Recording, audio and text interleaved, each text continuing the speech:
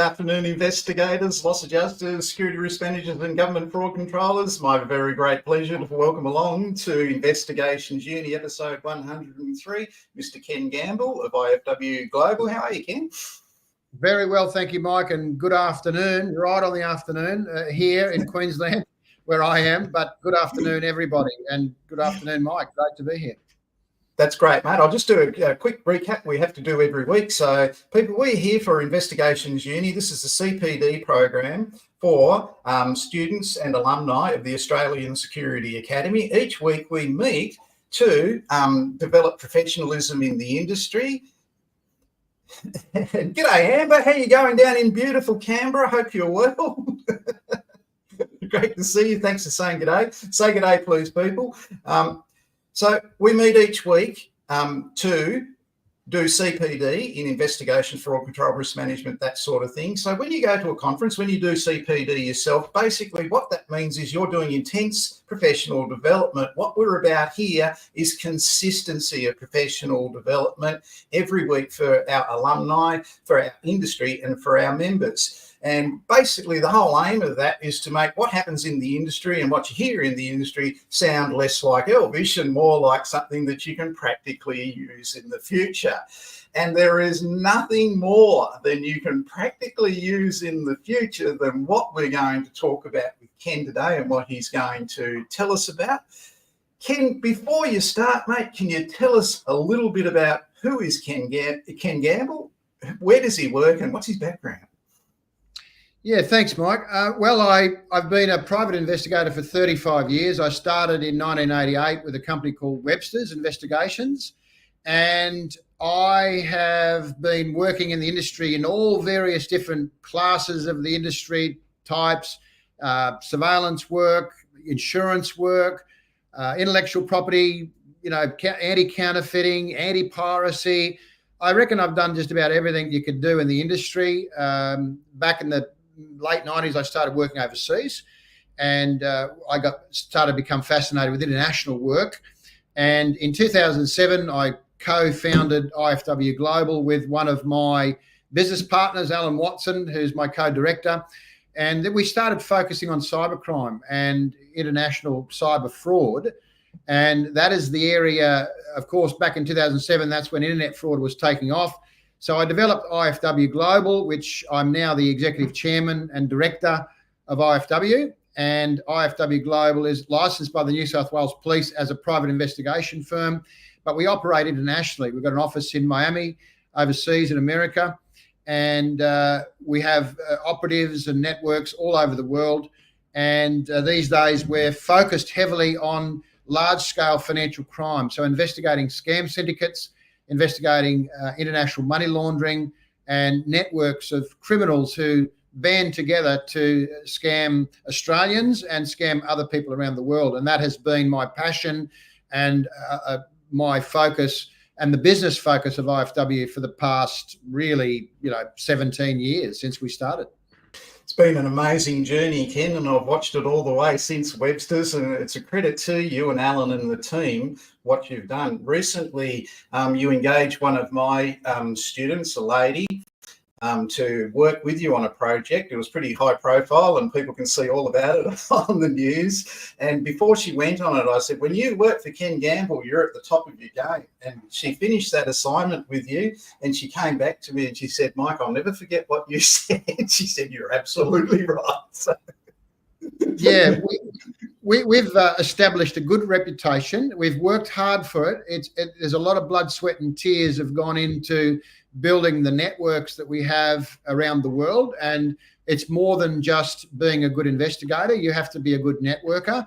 You have to be able to establish relationships, personal relationships with intelligence firms, private firms, government agencies, law enforcement, and the media, of course, because the media are on your back. The moment you start doing things of media-worthy cases or cases that are high profile, you're going to have the media following you and asking a lot of questions. So you've really got to be able to handle all these different aspects of the industry. And if you're a good networker and you can get out there and network and be passionate about what you do, then you've got, the sky's the limit. And I never believed that there was you get to the end of the line as a private investigator. This is a massive industry across the world. This is one of the best jobs to be in, I think, in this day and age, where investigators are being called upon more and more, even by government agencies. And I think we're in a growing industry across the world, and we've really tried to keep ourselves at the forefront of that by constantly keeping abreast of the type of crimes that are being committed and the type of things that need to be investigated privately opposed to by law enforcement. So we're happy to be where we are, and we're absolutely honoured to have a great team and to have the network that we've developed over the years, and very proud to have got this far and still going after 35 years. So you should be, Ken. You really should be. And just look, in summary, people, you are going to build an investigation business just like Ken has. You're motivated and you want to do that. To achieve that kind of global reach that you so desire, you're going to be doing your research, planning, logistics, your technology, your interviews, your surveillance, your coordination with law enforcement, as Ken said, your execution of the investigation activities, your recovery of whatever it is, and reviewing your work. In all of that, you're creating a network. And in this industry, people, your network is your net worth. And I don't ever want you to forget that. You have a good network where you go out and you meet with the right people, interact with the right people. This goes beyond social networking. And what Ken is laying out before us today is a really great opportunity to commence building that network. Ken, can you tell us all about what's coming up with the summit in November, please? Yes, absolutely. So IFW Global has partnered up with the International Association of Cybercrime Prevention, and we're co-hosting the Global Financial Crime Summit in Sydney on the 14th and 15th of November. The website, which I'm sure Michael will be putting up, is ifwglobalevents.com. Now, what we've done is we've assembled high-profile thought leaders in the industry of fighting global financial crime. Now, these are people from US Secret Service, the United Nations Drugs of Office and Crime. We have law enforcement from Cambodia, Philippines. Also got the ATO here in Australia speaking. We've got Combank speaking. We've got OFX. We've got Binance, one of our contacts in Israel, who's the head of anti-money laundering for Binance across the world.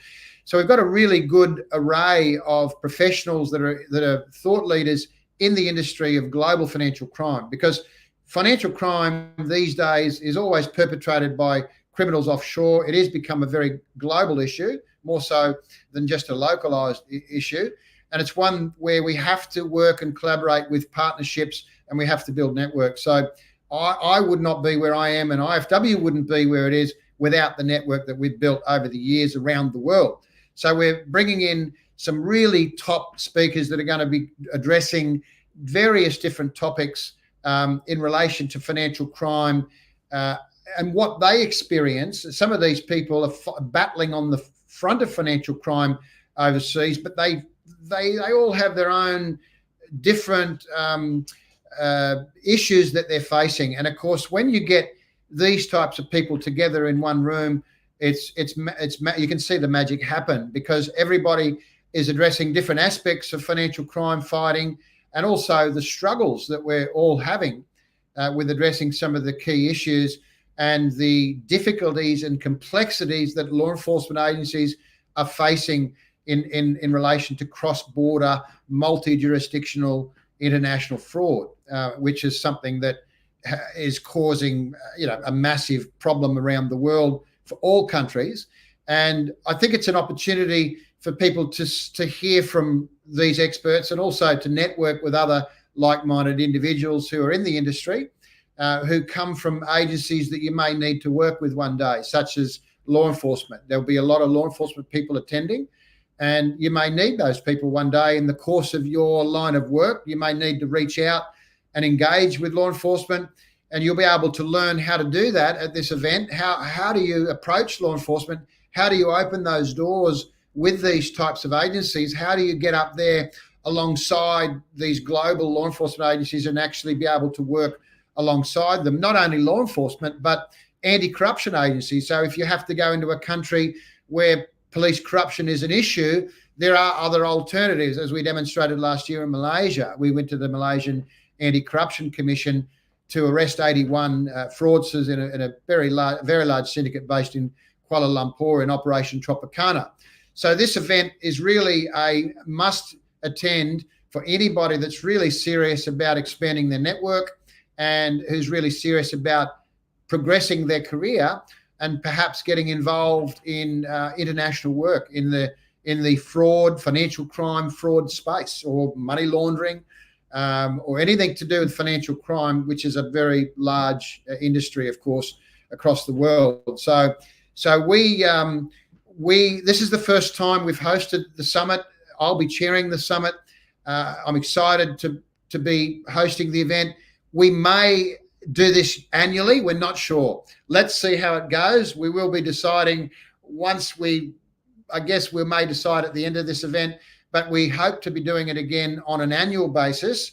And I will most certainly be hosting and chairing smaller events and seminars of the same type, maybe not with as many international guests, but I'll certainly be hosting these types of conferences in the future. I would like to do several of these per year if I have my way.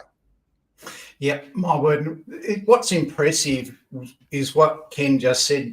In the future, you're going to have to learn how to liaise with local law enforcement. I get a lot of young people coming to me saying, I want to go and kidnap children back for their mother who with their father took off overseas with them.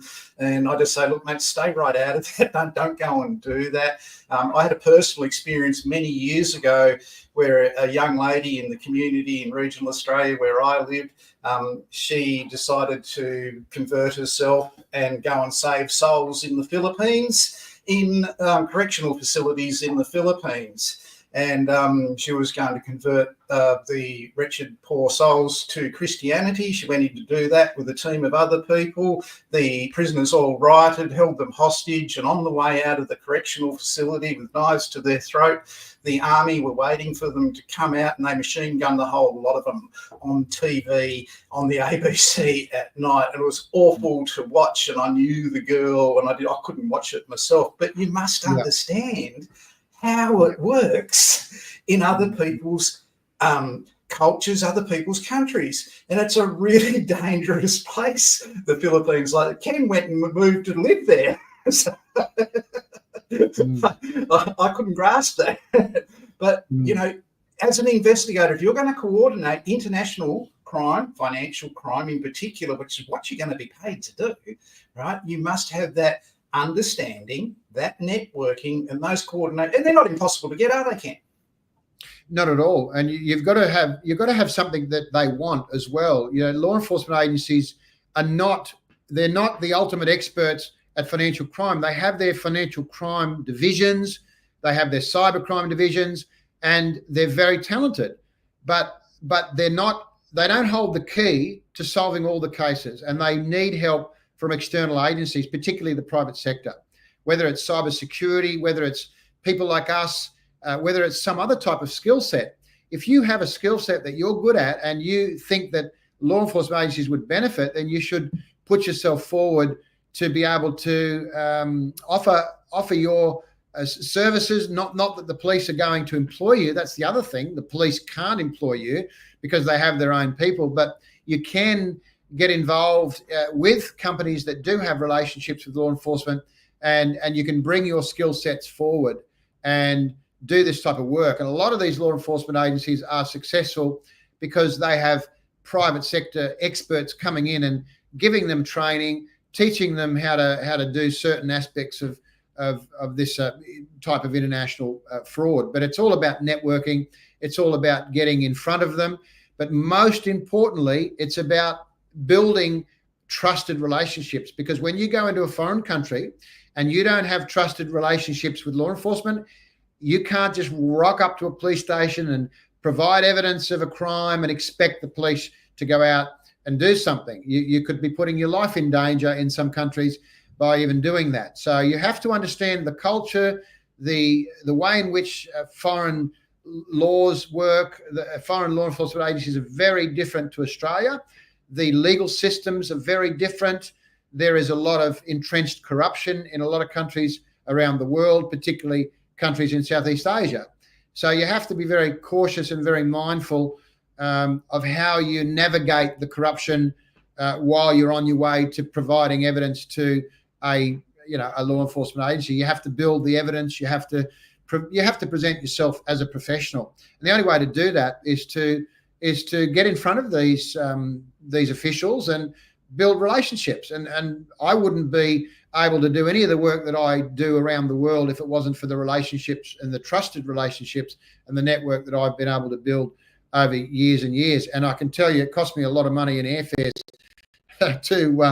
to fly. I just arrived back in Australia last weekend, and I'm flying off again this weekend back to Southeast Asia again, because there's a lot happening. So it costs a lot of money to go overseas.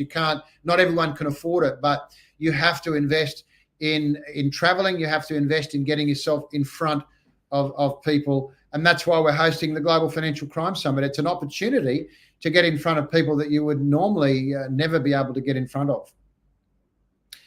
Ken, you've covered networking and liaison with authorities in other countries. What are some of the other 2 or 3 good reasons to attend the summit in November, mate? Well, there's a lot of great topics being discussed, so you can actually develop a very intricate understanding of all the different types of crimes.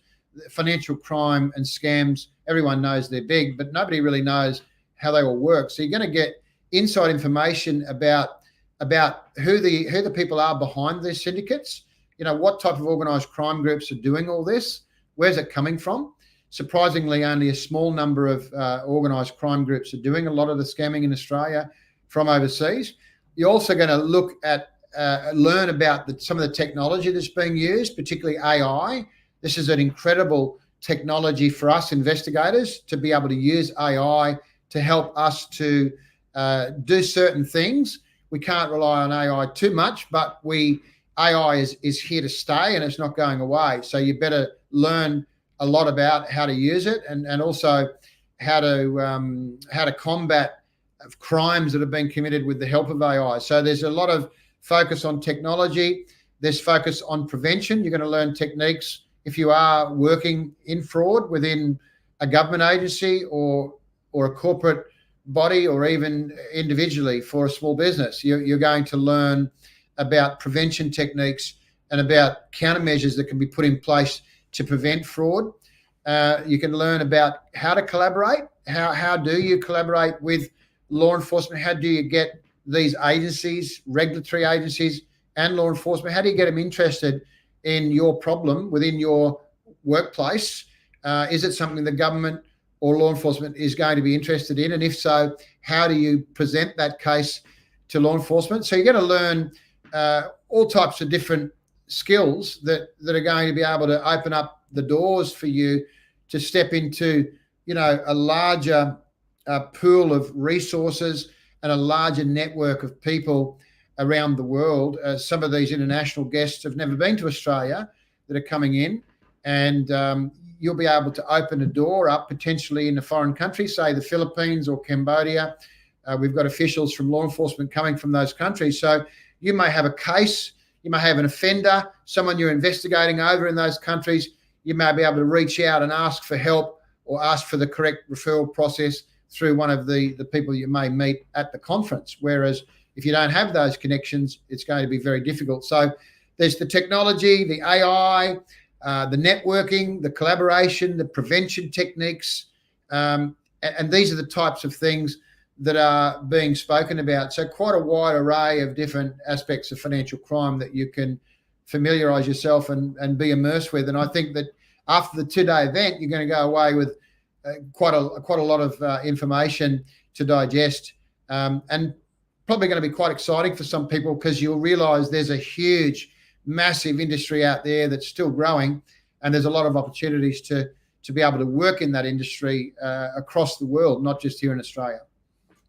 One observation, Ken, is we did an exercise in this program several months ago where we exhibited the diversity of the people that are watching, and we simply asked them to say hello in the chat in their original language that they spoke when they were growing up, apart from English. And I think we got something like 45 responses of hello in different languages. So there are people out there that are primed and set with an understanding of cultures in other countries who have the investigation skill sets, and like you say, have a specialist area where they can grow their business globally. And, you know, what you're setting up on this platform is stuff that when I attended similar things 20 years ago, 25 years ago, they set me up for life. And so that those same people now who are younger and emerging, coming through, g'day, Chris, it's coffee time, mate. Yeah, I know.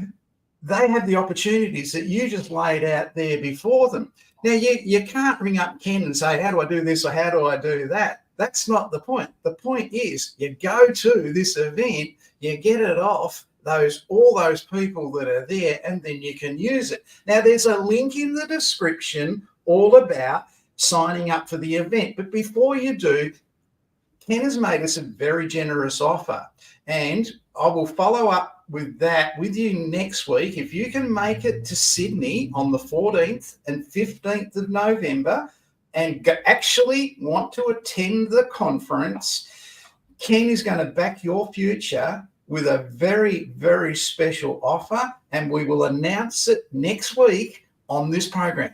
Don't miss it. Okay, so plan for that, and we will talk about it then.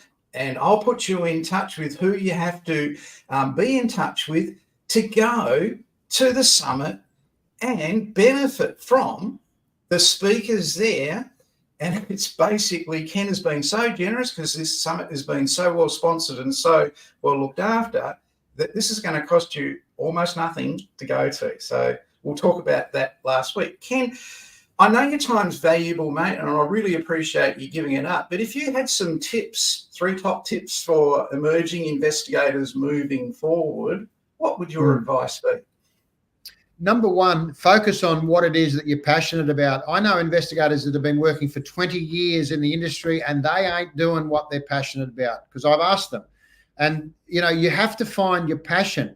You have to love what you do and do what you love. So it's one thing to become an investigator and get licensed and, you know, investigate whatever it is that you're investigating. But I think everyone has a spark inside them that really has a passion to do something bigger than what we're doing. I know I have, and I think a lot of people that work for me have that spark as well. We want to be doing big things. We want to be changing the world, right? We want to be able to service other people and help others. So whatever it is you're doing, I think look at what it is that you are really passionate about, and also what is it where is your skill level? What is your real skills in this industry? What is your skill set? You may be really passionate and skilled with covert work, with covert surveillance. You may be very passionate and skilled with interviewing people and taking statements and getting in front of people. You may be very passionate about wanting to do undercover operations over in foreign countries. You know, so there's a whole range of different skill sets that you need for this industry. And I think find out what is your passion, what is your skill set, and focus on pursuing that, because there's a lot of opportunities out there to be able to pursue those skills. And thirdly, the networking. Without networking, you ain't got anything in this industry. You can never go anywhere, and you can't be bigger. You can't make more money. You can't be more experienced and without having a network. Now, that network might be your network of investigators in Brisbane, could be your network in Queensland, in New South Wales. It could be your network across the country, or it could be your network across the world. And what I know from when I started, I had a network of investigators in Sydney in 1988. By the mid-90s, we started to expand interstate. We started to build a network of investigators in Victoria, South Australia, Western Australia, Queensland. We started to build our network around the country because some of our cases started taking us across borders.